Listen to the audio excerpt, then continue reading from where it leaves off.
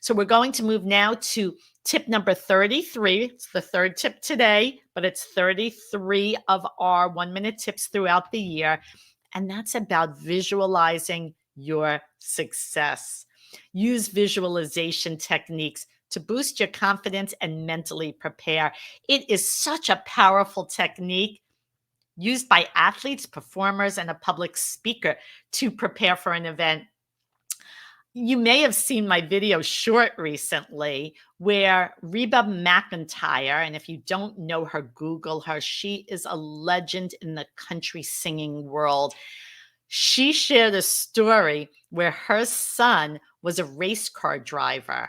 And when he took those really treacherous turns, he would visualize it and he would say, I've got this.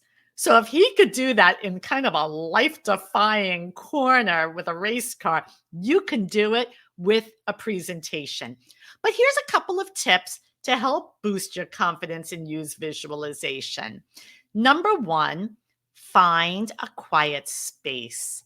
I always like to come into my private office in my home to practice.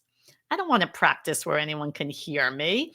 I want to practice in my quiet, beautiful space. So find a quiet place. Relax and breathe.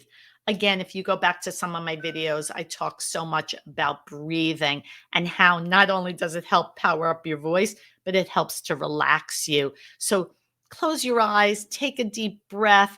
Think about whether you take yoga or martial arts, but take deep breaths, breathe, and relax.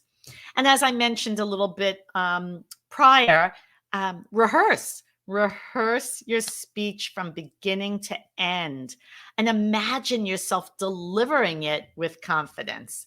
Try to visualize that audience. Try to give yourself positive feedback. You've got this. You're the expert. You know what you're doing. And focus on the positive results. Visualize that success. Think about how great you'll feel when people applaud you at the end and give you positive feedback. You've got this. You can do it, and keep reminding yourself. And repeat regularly. The more you practice visualization, the easier it is to see yourself as a success. My team at Corporate Speech Solutions works to develop this visualization, to work on building confident public speaking so that you will always be able to present, even like our colleague today, in an informal, laid-back presentation. We still want you to be a rock star. So what are the benefits of using visualization? It's okay for me to tell you, but what are the benefits?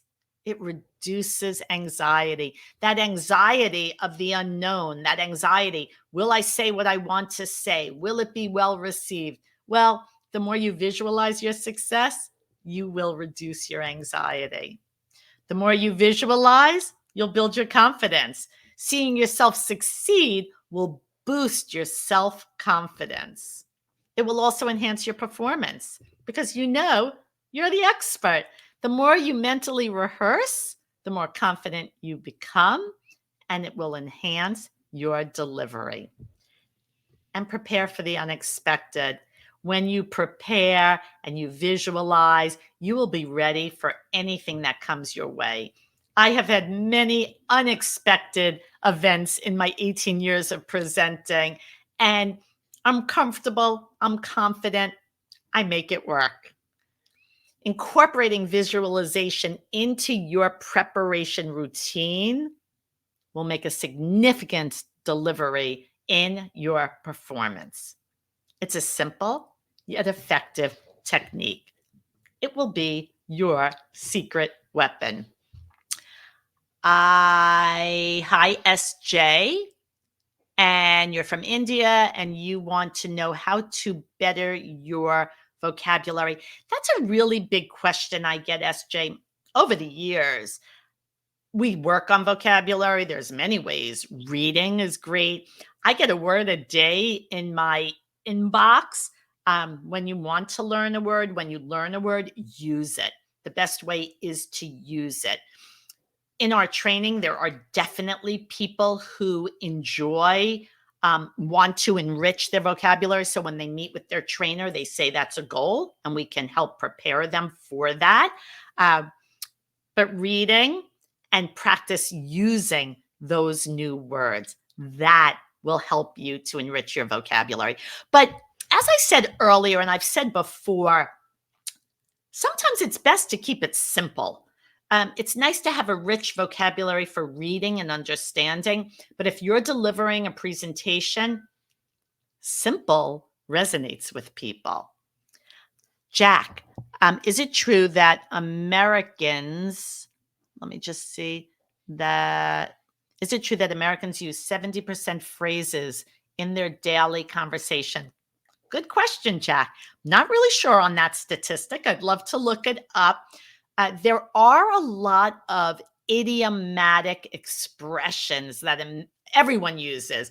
I remember when I was studying Spanish many years ago, and I was learning it privately for many years.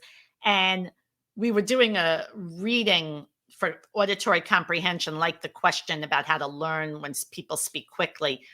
Uh, and there was an idiomatic expression, and it made no sense to me, who really didn't understand why those words went together.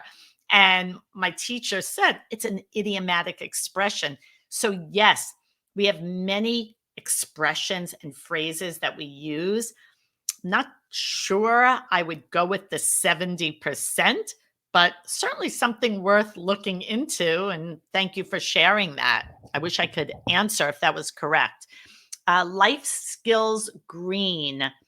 Some people write their speech and some don't. Can you elaborate on this distinction? Fantastic question. You can always write it out so you get your thoughts. But when we work with our clients, we never, ever recommend reading from a script. For so many reasons. You certainly don't want to sit there and read. So once you get all your points down on paper, you then can do bullet points. Or if you are a subject matter expert, you can put the bullet points down and know how to elaborate on them. That was a great question. Thank you.